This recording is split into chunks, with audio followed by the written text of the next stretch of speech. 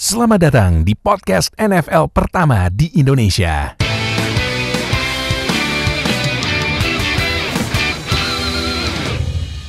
Balik lagi sama gue Fadil sekalian di Zero Knowledge Podcast. Nah, kita sudah berada di tanggal berapa nih? Tanggal 7 April yang berarti 23 hari lagi menuju draft. Let's go. Gila, gak berasa ya, perasaan tahun kemarin Bentar nonton lagi draft. talenta baru akan masuk ke NFL. Gue masih inget banget draft tahun kemarin tuh pas hari pertama banget puasa. Iya, masih hari-hari awal puasa banget. Hari pertama banget puasa. Nanti pas draft itu hari ke pertengahan puasa ya berarti ya? Puasa kan tanggal 13. Iya, pertengahan ya udah mungkin udah 15 hari ini ya, udah masuk 15 hari terakhir. Iya, gila. Berarti tahun depannya lagi akhir puasa 2022 draft berarti buset ya. Tuh, Berasa banget sumpah. Nah, dan di 2022 LA Rams masih belum punya first round. Ada temennya kok, nggak sendirian. Oh, iya. Ada temennya kok sekarang. Ada temennya, bener. 49ers udah nggak punya first round buat tahun depan. Oh iya, gara-gara ini ya, gara-gara nge-trade sama ini ya, nge-trade sama Trade up Texans. karena trade up. Iya, trade up sama Texans ya. Texans, Dolphins. Iya, Dolphins. Seahawks juga. Ingat. Oh iya, Seahawks anjir. Makanya 3 dari tim NFC West tuh nggak ada yang punya first round buat tahun depan. Akbar. Makanya nggak, itu Russell Wilson nggak di-trade aja nih. Udah. Kalau mau balikin first round-nya sih ya mending trade aja. Iya, sebelum gue mulai, gue masih inget ini apa? Gue masih ingat kemarin yang pas tiba-tiba Adam Schefter, kan gue kan hidupin notifikasi Twitternya Adam Schefter, tahu dibilang, oh apa ya Tuhan, kayaknya hari ini Mina Kimes bakal bete nih, kan kan fans Seahawks. Iya. Anjir, bilang apa nih? Dan gue nggak nyadar tanggalnya berapa, tapi kan biasanya Adam Schefter suka kan selalu serius ya tweetnya ya. Bener. Si Mina Kimes lagi ada ini kan acara juga dia di ESPN, ada show-nya ESPN gitu kan. Iya betul. Di tengah show ditelepon loudspeaker, tahu dibilang the Seattle Seahawks will prepare for this year's draft. Anjing, Adam Schefter tak. Sumpah. Di troll bisa Anjir, di troll gue. Fuck, gue udah nunggu masuk. Ngepet gue kemakan April Fools-nya Adam Schefter, kampret. Dikejain April Mop. Tapi juga itu sebenarnya nyindir juga kan, tahun ini Seahawks picknya cuma 3. Kayak nomornya Russell Wilson. Iya, picknya cuma ada 3. Mau ngapain Seahawks tahun ini? Tidur. Nah, makanya kan cuma 3 doang. Jadi yaudah kalau gitu fans Seahawks kayaknya harus lebih bobo fans Seahawks daripada Rams ya tahun ini. Oh iyalah. Lebih bobo fans Seahawks. Fans Seahawks cuma nunggu kabarnya Russell Wilson aja tahun ini.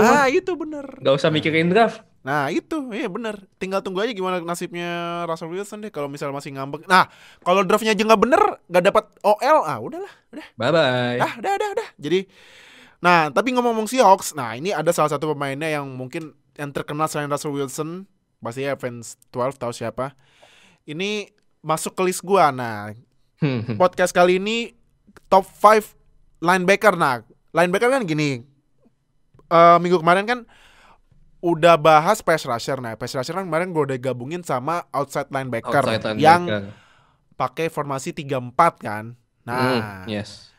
Buat linebacker yang sekarang ini gue udah tulis tuh di sebelah kiri inside linebacker.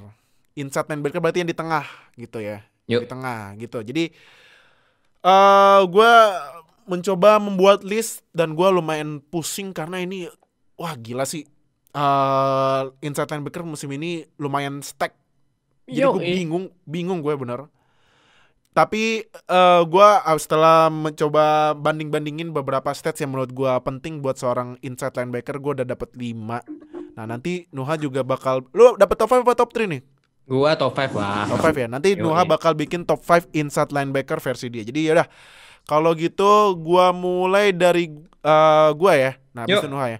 Yang peringkat 5 ini inside linebacker yang bener-bener gue suka dari zaman rookie, udah gue perhatiin. Karena jujur ya, gue mau bilang dulu, gue karena udah nonton NFL lama banget, Gue lama-lama nonton offense yang passing, rushing, nangkep bola dan lain-lain, lama bosen, serius. Bosen, Pak. Gue justru sekarang offense lebih tertarik nonton gimana OL coverage-nya kalau gue. Betul.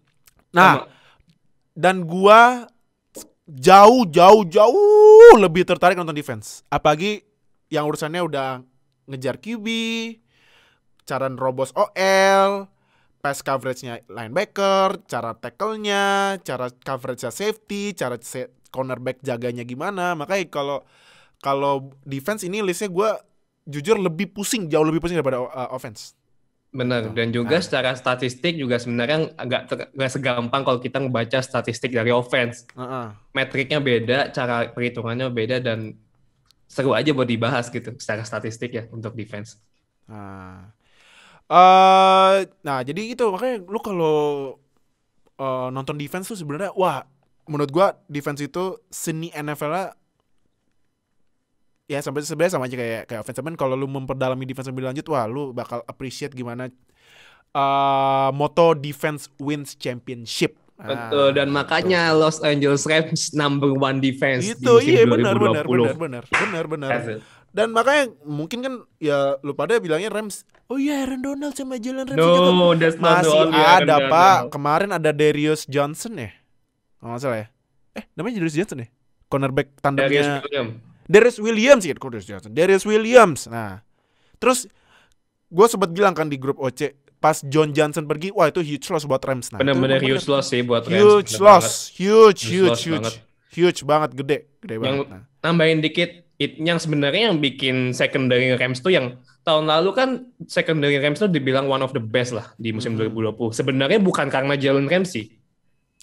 Oke lah, Jalen Ramsey appearance dia emang lockdown defender, tapi sebenarnya nggak cuma Jalen Ramsey doang, masih ada Troy Hill, masih ada John Johnson, masih ada safety-nya Darius Williams, terus juga linebacker-nya kayak Kenny Young, dan dibantu juga dengan front seven-nya yang ya you know lah, nggak cuma Aaron Donald doang kok di sana, ada Leonard Floyd, ada Morgan Fox. Leonard Floyd tahun ini breakout season, dibuang dari Bears masuk ke Rams, breakout season dan resign sama Rams. Nah, itu makanya Leonard Floyd kemarin pas dapat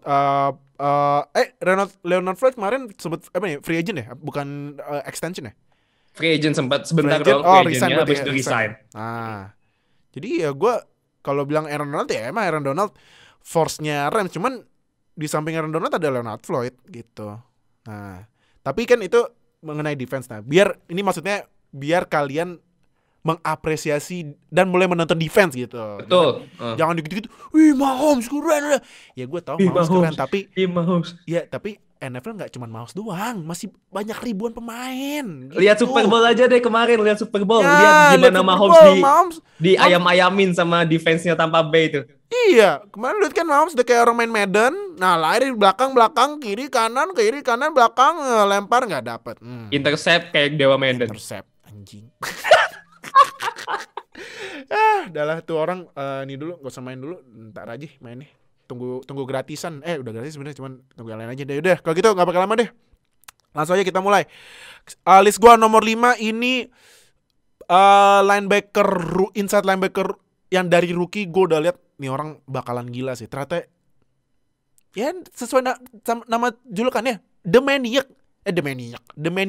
Darius Leonard gue nomor 5. Walaupun kemarin dia gak main 2 game karena kalau gak salah concussion. Tapi statsnya ini sangat beda tipis sama Bobby Wagner yang mainnya full loh. Gila gak tuh? Nah, ini gue kasih tahu ya statsnya ya. Dia itu combine tackles kumpulannya solo sama bareng itu 132.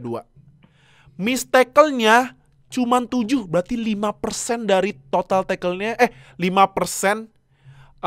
Seharusnya dia bisa tackle-nya 139. Tapi dia miss 7, berarti 132. Cuman miss tackle 7 tackle dari 7 tackle loh. 5%. Gila kan? Gokil. Dari sana. Udah gitu ya, walaupun dia nggak bikin turnover, cuman dia ini kalau ini kan gue kan selalu ngeceknya 2 stats ya. Nah, ini gue cek buat di standar ini standar defensive stats-nya ini bentar. Nah, Darius Leonard ini force fumble 3 kali loh. Kan? Force fumble 3 kali. Ada salah satunya force fumble-nya pas lawan Texans nggak salah yang udah masuk end zone, tapi Darius Leonard dari belakang langsung kayak ya biasa kan. Kalau kalian tahu peanut punch, nah itu kan dari Charles Tillman. Ya, yang bolanya dipukul dari bawah. Iya, bolanya dipukul ditonjok gitu, tak dapat lagi. Gak jadi touchdown tuh. Texans apa kalau nggak Texans. Nah, terus tackle for loss dia 7 kali. Gila, linebacker 7 kali ya. Tackle for loss 7 kali, QB hits-nya 3 ya. QB hits linebacker kan ya malum sih, nggak terlalu kalau banyak. inside sih secara quarterback hit sebenarnya nggak perlu terlalu banyak sih. Iya. Nah, sama ini dia juga fumble recovery-nya 2 kali. Lumayan lah.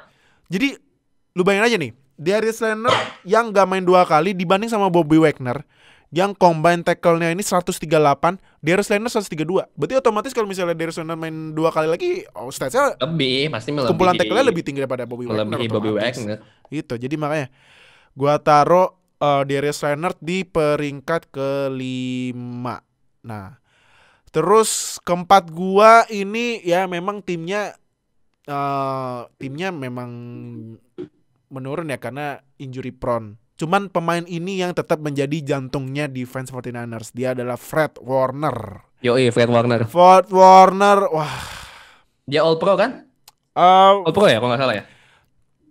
All Pro apa Pro Bowl? Fred Warner gitu, bentar. Fred Warner masalah All Pro deh. Fred Warner ini kan? gua cek Fred Warner ini dia ya first team All Pro. Wow, gila kan? Gila.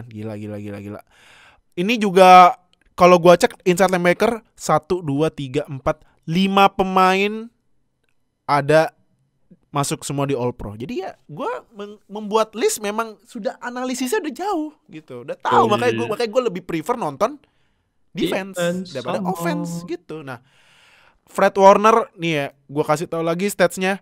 Fred Warner ini 125 combine tackle. Terus dia miss tackle 5,3%. Gila ya. Itu defender menggocek juga ketangkep kan langsung sama Fred Warner. Nah, ini tapi ada satu yang menurut gue Fred Warner ini salah satu inside linebacker terbaik di NFL. Dia tackle-nya bagus, tapi juga pass coverage-nya bagus banget loh. Pass allowed rating-nya 69,7 dan dia bikin 2 interception loh. Gila kan? Nah, jadi terus juga Fred Warner tackle force-nya 5, QB hits-nya 7. Sekarang tuh inside linebacker yang bagus-bagus nih QB hits-nya lumayan tinggi loh. Berarti kan kalau QB hits udah tinggi. Iya, benar. Berarti QB hits tinggi itu menurut gue ya tackle for loss tinggi atau QB hits tinggi atau dua-duanya, berarti bukti dia kalau misalnya nge-blitz bagus. Betul. Buat nerobos OL. Gitu, makanya gue taruh Fred Warner di peringkat ke-4 gitu. Jadi semoga ya musim depan ya kan 49ers pick nomor 3 nih. Mau draft siapa nih? Ayo mengambil siapa nih?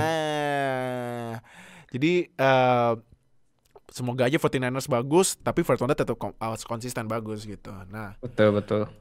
Peringkat ketiga gua. Nah, ini ya yang pasti udah tahu lah, yang mungkin para netizen bilang this is the best inside linebacker in the NFL. Tapi menurut gua enggak sih.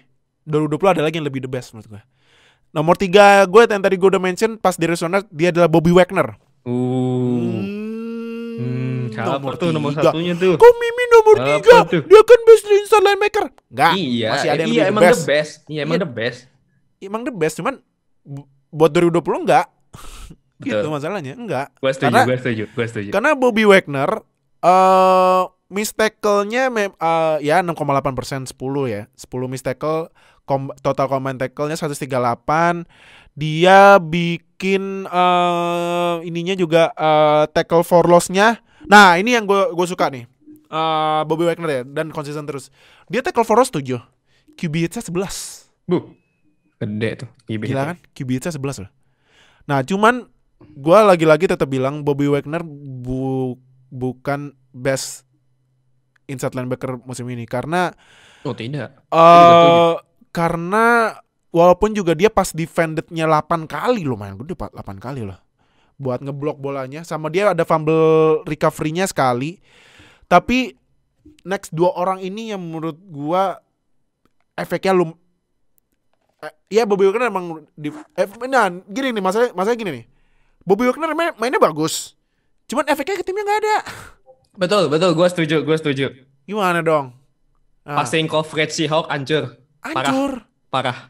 Nah, walaupun passer allowed ratingnya Bobby Wagner 88,9, tapi ya efek ke tim yang lain masih kurang. Karena menurut gue 2 orang abis Bobby Wagner yang menjadi top 2 gue, efeknya jauh lebih tinggi. Jelas. Walaupun nomor 1 nanti ya sebenarnya ya timnya kayak gitu ya. Cuman kan itu kan gara-gara offense-nya. Tuh gue udah teaser tuh. Makanya gue naruh Bobby Wagner di nomor 3 gitu. Nah, nomor 2 gue baru inget. Nah, ini gue cek Bobby Wagner kenapa dia QB hits-nya lumayan gede musim ini. Karena dia ngeblitznya ini misalnya Seahawks lagi blitz nih kan. Ya. Nah, ini Bobby Wagner ikutan blitz 100 kali. Gila. Tapi kan 100 kali kan ya kan play call satu game kan play call-nya bisa lumayan banyak, bisa 30-an, bisa berapa ya. Itu 100 lumayan, tapi lumayan gede 100 dibanding sama yang lain. Nah, tapi tetap gue taruh Bobby Wagner nomor 3 gitu. Nah, top 2. Mungkin fans tuh langsung bilang, emang siapa yang lebih bagus dari Bobby Wagner? Ada 2. Yang kedua yang kemarin baru juara Super Bowl. Dan ini dia menurut gua bakalan jadi the next highest paid defensive player ever. Dia adalah Devin White. Oh, Devin White tuh. Kirain Lavonte David. Oh, bukan. Devin White. Gue setuju sih kalau Devin White. Devin White kalau dibanding sama Lavonte David ini lumayan jauh. Total tackle-nya Devin White 140, Lavonte David 117, lumayan jauh. Iya, betul. Gue setuju kok. Devin White bikin 9 sack sebagai inside linebacker yang menurut gue itu fantastis. Itu gila. Dan mau tau lagi kenapa gue taruh Devin White di nomor 2? Nah, ini mungkin kontroversi ya, cuman gue nomor 1-nya tetap gue nanti. Devin White tackle for loss 15, QB hits-nya 16. Inside linebacker dengan angka kayak gitu itu mind blown, gila. Ya kalau misalnya lu nggak percaya tuh lihat aja Mahomes kemarin kayak apa tuh Devin White tuh. Kalau nggak percaya ya. Itu. Terus dia juga ini ya sebenarnya dia pass coverage emang kurang bagus sih ya.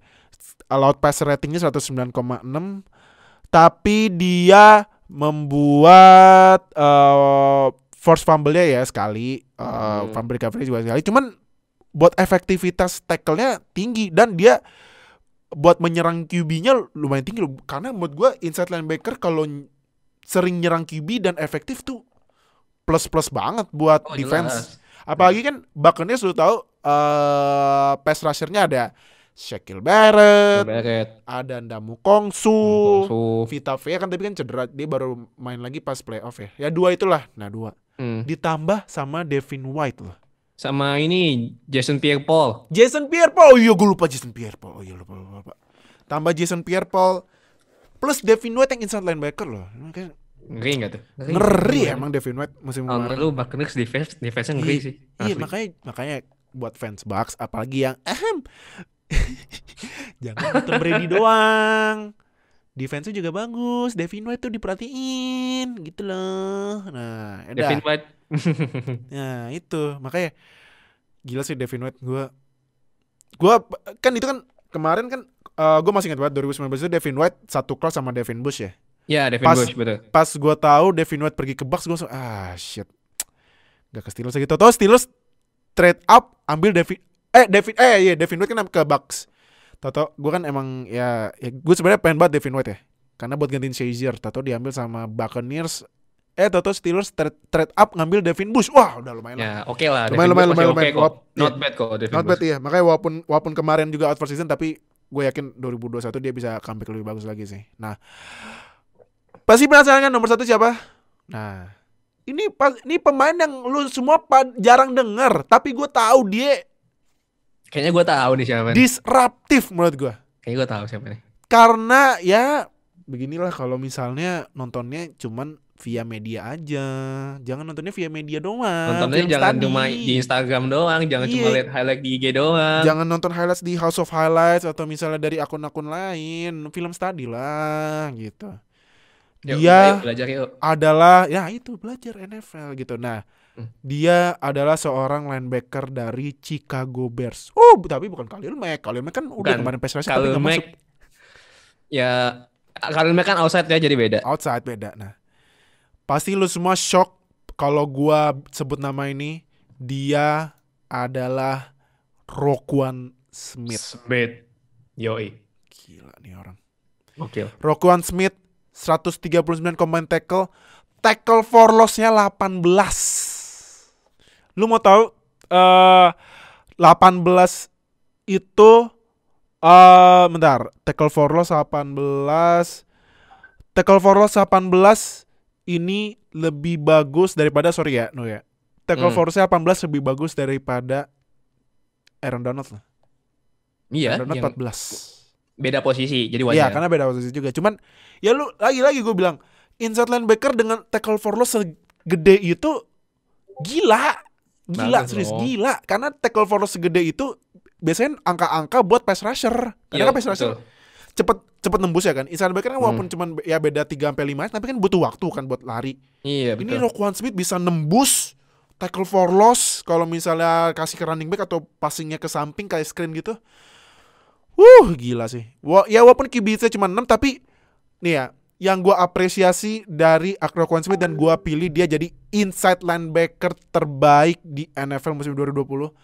Dia sebagai inside linebacker allowed passer ratingnya dibanding sama yang tadi gue pilih 4 lainnya itu, dia allowed passer ratingnya 59,6 dengan 2 interception. Dikit itu. Terus juga dia pass defended-nya 4 kali. Ya walaupun Bobby Wagner 8 ya, cuman lu nih ya, passer rating 59,6 lah. Nih di Bobby Wagner, dia Roquan Smith sama Bobby Wagner emang ininya apa?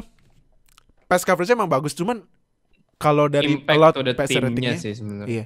Allowed passer ratingnya jauh lebih bagus Roquan Smith. Terus juga dia miss tackle-nya 6,7%. Beda dikit banget sama Bobby Wagner. Bobby Wagner tadi 6,8%. Tapi gue yang sangat-sangat suka dari Roquan Smith ini tackle for loss sama allowed passer ratingnya. Jadi ya dari situ aja udah membuktikan Roquan Smith memang Roquan Smith emang complete inside linebacker. Dan ada lagi tambah lagi satu lagi. Roquan Smith kalau lagi pass coverage ini ada nama statsnya total air yards on completion, berarti total bola saat dilempar tuh, nah terus ditangkap, terus abis itu langsung di tackle ya. Betul. Roquan Smith jagain WR yang di covernya. Kalau misalnya di complete cuman allowed total air yards on completionnya 66 yards doang. Itu selama satu season cuma 66 yard doang. 66 yards seorang itu inside linebacker sih. Loh. Buat inside linebacker. Betul banget sih. Makanya jadi dengan angka yang gokil ini Roquan Smith, gua pilih Roquan Smith jadi the best inside linebacker di musim 2020 itu. Jadi top 5 gua, pertama Roquan Smith, kedua Devin White, ketiga Bobby Wagner, keempat Fred Warner, kelima Darius Leonard. Nah, sekarang lu kalau rookie top 5 inside linebacker siapa aja? Oke, sebelum gue menuju ke ini ya, rookie inside linebacker, gue kan minggu lalu nggak ada ya. Gue minggu lalu sempat kosong, ya nggak ikut rekaman, jadi gue bakal sebutin cepet aja top 5 gue buat defensive lineman ya. Gue cepat aja nih, nggak usah lama-lama. Yang nomor 5 gue itu adalah Alex Highsmith dari Pittsburgh Steelers. Terus nomor 4 gue adalah Raekwon Davis dari Miami Dolphins, defensive interior, defensive tackle. Terus nomor 3 gue adalah sebenarnya tricky juga sih, tapi gue juga bakal naruh juga di itu nomor 3 gue Javon Kinlaw dari San Francisco 49ers. Nomor 2 defensive tackle Derrick Brown from Carolina Panthers, dan nomor 1-nya adalah Chase Young, defensive end from Washington Football Team. Nah, itu yang buat musim kemarin ya. Minggu kemarin ya, yang episode kemarin. Nah, berarti yang sekarang gimana? Yang buat inside linebacker.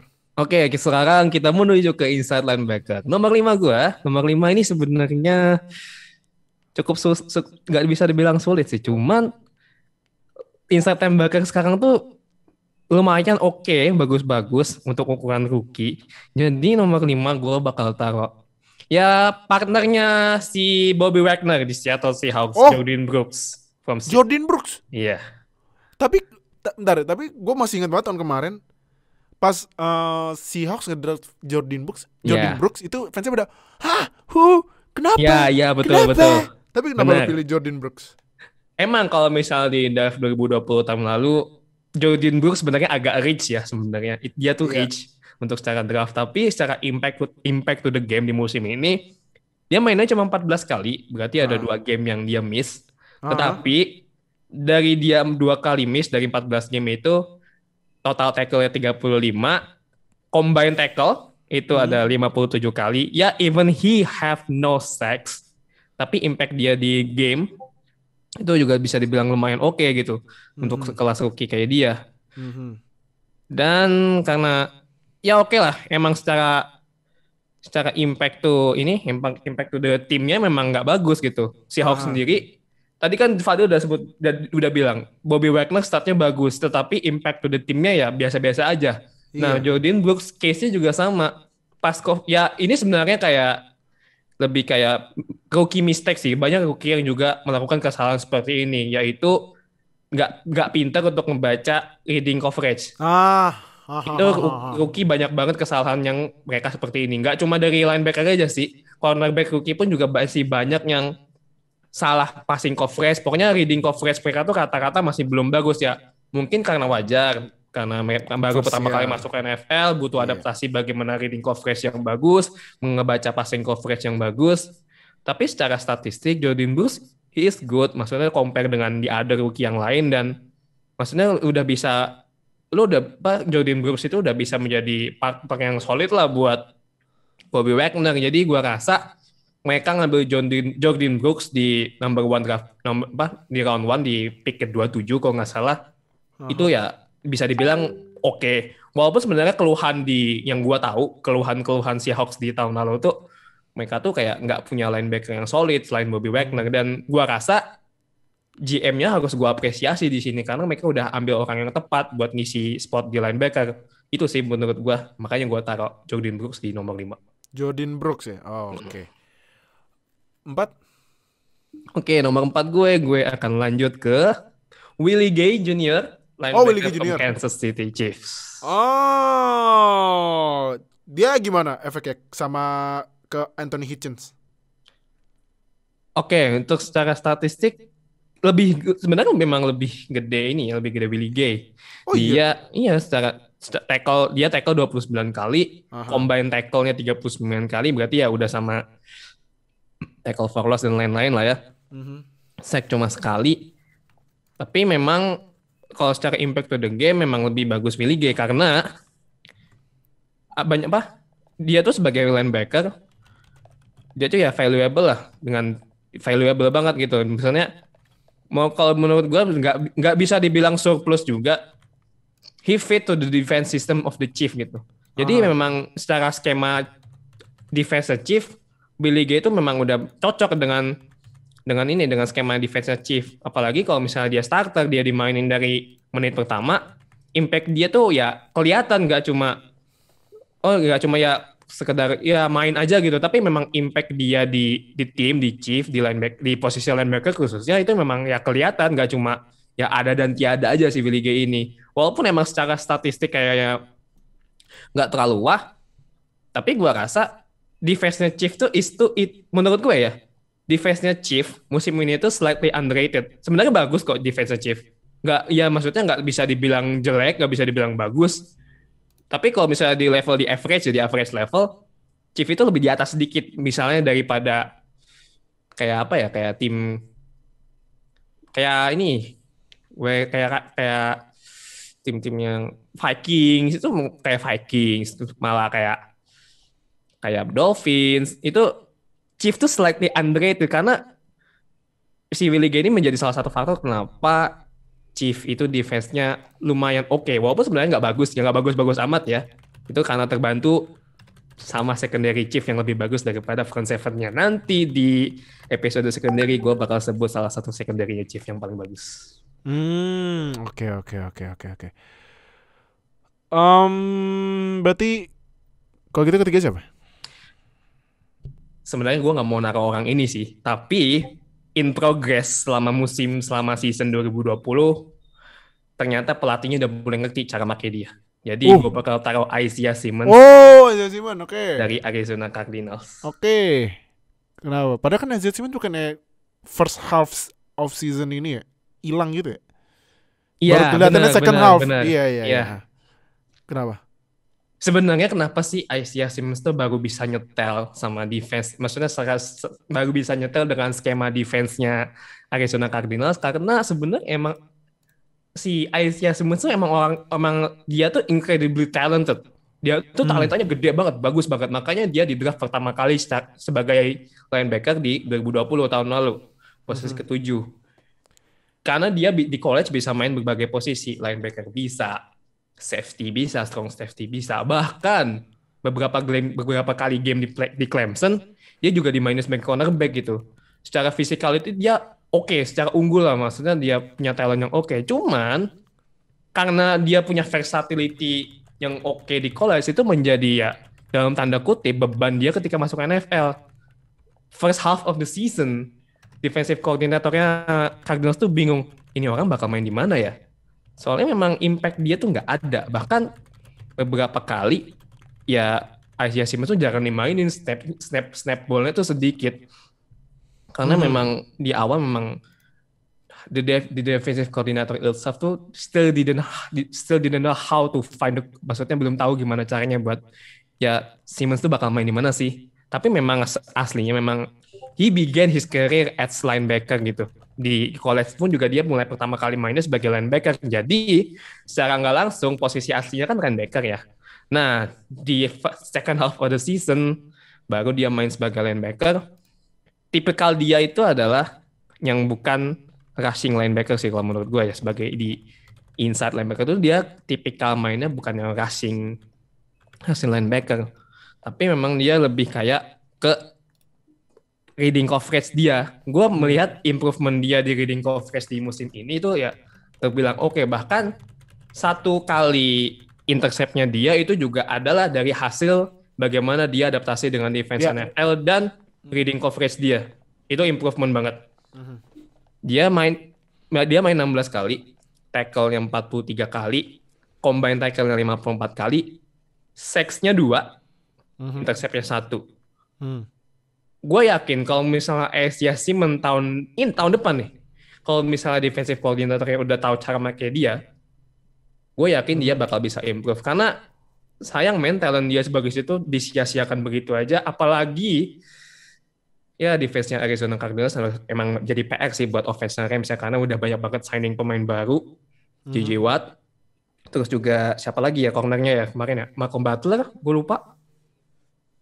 Ya secara nggak langsung itu kan, apalagi kalau misalnya tahun ini Chandler Jones balik lagi, itu bakal maksudnya Seahawks kalah deh, serius deh. Kalau misalnya di-compare secara nama ya, secara head to head on the paper deh. Sekarang defense Cardinals tuh jauh lebih bagus daripada Seahawks. Apalagi udah nambah J.J. Watt. Kalau Chandler Jones udah sembuh, terus si Malcolm Butler, Patrick Peterson udah cabut ya ke Vikings ya, udah di-signing sama Vikings. Peterson udah cabut ya? Ya, Peterson udah cabut. Masih ada Buda Baker juga. Jangan lupa, safety paling mahal dan juga ya salah satu safety yang paling oke. Safety mahal sekarang ini, safety mahal sekarang Justin Simmons. Jadi second termal kedua Baker. Di tahun lalu ya, tahun lalu safety paling mahal dan ya mainnya bagus, apalagi kan tahun lalu juga kita lihat lah meme berterbaran bagaimana Buda Baker dikejar sama DK Metcalf. But ya, I'm gonna put Isaiah Simmons as number 3. Isaiah Simmons nomor 3, oke. Nomor 2-nya? Nomor 2 kita ke Los Angeles, tepatnya ke Los Angeles Chargers, Kenneth Murray.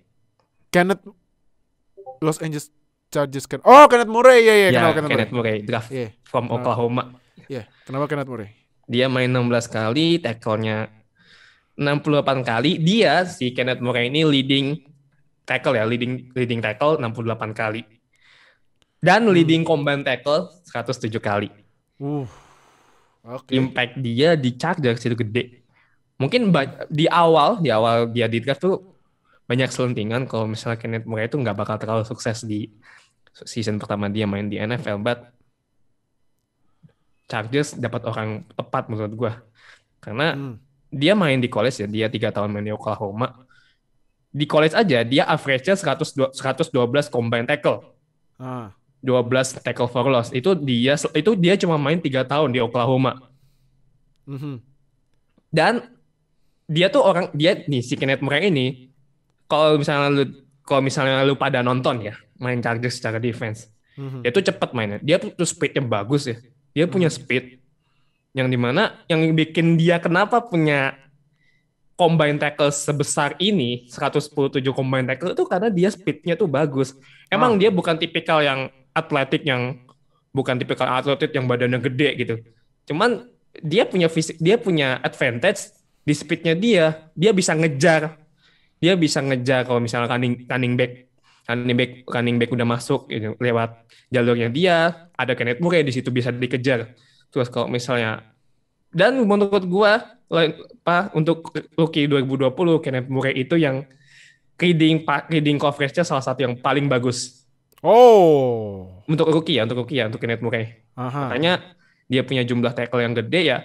Jumlah tackle yang gede itu bukan tanpa alasan. Berarti dia tahu gimana caranya ngebaca ke arah mana running back itu lari, ke arah mana wide receiver itu lari. Berarti dia udah bisa settle dan bisa adaptasi dengan defense NFL yang ya rollingnya tuh cepet gitu. Jadi ya kenapa gua harus taruh dia di bawah sedang kalau dia udah bisa adaptasi dengan skema defense NFL dengan cepat itu loh. Oke. Kenneth Murray ya. Yoi. Di Chargers. Tapi nomor 1 gue tahu sih, karena gue kalau nonton tim gue lawan tim ini, wah dia ngeri gue. Kalau misalnya nembus kena tackle for loss lumayan, ini juga tackle efektif. Nah, Yoi. Tapi gue nggak kayak kan biasanya gue nomor 1 langsung nanya kenapa ini nih, langsung nama pemainnya. Tapi lu udah sebut nomor 1 siapa? Nomor 1 saya dari LSU, Patrick Queen, linebacker from Baltimore Ravens. Patrick Queen emang mantep emang dia. Emang mantep banget sih. Tapi kenapa Patrick Queen? Patrick Queen ini di LSU pun dia juga contribute to the game tuh juga keren banget itu, makanya Patrick Queen tuh ketika LSU juara itu salah satu key factor kenapa LSU bisa juara. Salah satu key factornya itu Patrick Queen juga. Dan di draft nomor berapa ya gue lupa. Nomor 27 ya kalau nggak salah ya. Nomor 28. Nomor 28. Nah, karena dia di draft nomor 28 di bawahnya Jordan Brooks, itu si fans Hawk di awal tuh, lu kenapa nggak ngambil Patrick Queen sih? Kenapa ngambil Jordan Brooks gitu loh? Aduh. Makanya kan. Aduh. Padahal Patrick Queen waktu itu masih ya technically itu the best talent in the draft yang tersisa di 2020 musim lalu ya, sebelum mereka diambil sama Ravens. Dan ya dan performa dia di college itu ya ditranslate dengan baik sama Patrick Queen di NFL. Talentnya salah satu yang high ya di draft tahun lalu. Dan Ravens pun naruh dia ya langsung menjadi pengganti role-nya si Jim Mosley waktu zaman dulu. Itu kan maksudnya gini, lu ditempatkan di posisi di mana linebacker sebelumnya pun juga sebenarnya bagus juga di Ravens, CJ Mosley. Itu ya itu menjadi as an honor and privilege buat Patrick Quinn menurut gue. 68 kali tackle, 66 kali tackle, 106 combine tackle, 3 sacks. Ya rookie lah, 3 sacks, wajar. Apalagi ini inside linebacker, posisinya beda, nggak kayak outside. Dan 1 intercept. Secara statistik ya memang kalau misalnya diukur dengan linebacker yang lain terlihat biasa aja. Cuman impact to the game-nya Ravens yang really high blitz. Ravens itu secara defense gameplay-nya tuh benar-benar high blitz ya. Apalagi karena kan kemarin di musim lalu juga sebenarnya defense-nya Ravens itu tidak terlalu bagus secara front four.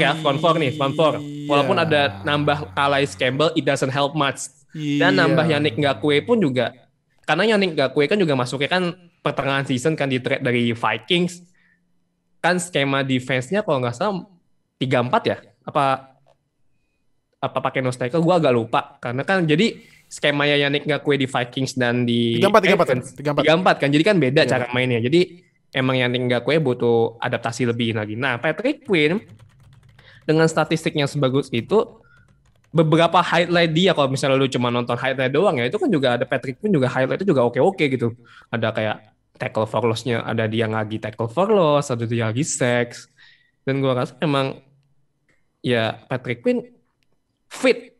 Ini nih bedanya. Kalau misalnya talent dia udah bagus, talent dia udah oke nih di LSU, terus di draft sama tim yang tepat, ya contohnya kayak Ravens case-nya, bakal jadi pemain ini bakal jadi dan nggak ada kompetisi yang sama, maksudnya nggak sebanding kalau misalnya di-compare dengan rookie yang lain. Inside linebacker yang the best inside linebacker ya Patrick Quinn sebenarnya. Tapi karena memang di pertengahan season tuh Patrick Quinn ini ya agak down ya. Makanya statistiknya tuh bisa dikejar, secara statistik bisa dikejar sama Kenneth Murray, karena di half of the season-nya Ravens tuh mainnya tuh nggak terlalu bagus. Dia kayak ya rookie mistake lah, kayak kelemahan reading coverage itu mulai ke expose. Makanya gue bilang Kenneth Murray itu yang the best of reading coverage defense, karena Patrick Quinn di pertengahan musim kedua kelemahan itu keluar, reading coverage-nya tuh kurang. Oke lah, karena memang ini kembali lagi ke faktor bermainnya Ravens yang high blitz ya, yang blitznya cukup gede, yang cukup sering main blitz, sehingga mungkin agak sedikit lupa how to coverage passing defense, karena terlalu fokus buat ngejar quarterback. Jadi kalau misalnya tipikalnya lawan kayak yang mainnya quarterbacknya yang quick pass gitu, itu bakal kewalahan sih menurut gue. Jadi ya, dan itu terbukti lagi di statistiknya dia secara impact to the game Patrick Quinn di half of the season tuh menurun. Makanya bisa disusul sama Kenneth Murray. Tapi walaupun gitu ya, talent dia bagus. Dengan dia di draft dengan tim yang tepat, gue yakin Patrick Quinn di musim depan bakal jauh lebih bagus lagi sih. Oke. Patrick Quinn ya? Patrick Quinn ya? Ya. Dan tahu nggak komparasi gue sama dia sama siapa? Siapa? Roquan Smith. Serius? Ya, komparasi gue. Cara mainnya mirip soalnya. Tapi mainnya mirip ya? Cara mainnya mirip. Roquan Smith. Tahun depan mungkin bisa jadi sih. Tapi gue let's see what's gonna happen lah. Iya, tapi gue liat emang Patrick Smith emang sering banget ngeblitz nembus OL-nya cepet sih. Abangin dia kan Patrick Quinn ini dia tuh Patrick Quinn kalau gua cek ini QB ininya QB knockdown-nya lumayan banyak sih, 7. Lumayan gede emang. Lumayan gede. Terus tackle for loss dia kalau nggak salah juga lumayan gede deh. Tackle for loss dia 9. QB-nya 10. Oh gila ya. Gede tuh. Bener juga ya. Betul. Terus juga fumble return-nya fumble return-nya 2 kali, force fumble-nya 2 kali. Dan fumble return touchdown-nya sekali. Gue inget itu lawan apa ya, gue lupa. Maksudnya gue inget dia bikin fumble return touchdown, tapi gue lupa lawan siapa sih. Iya. Wah gila sih, gila. Wah Iya sih bener.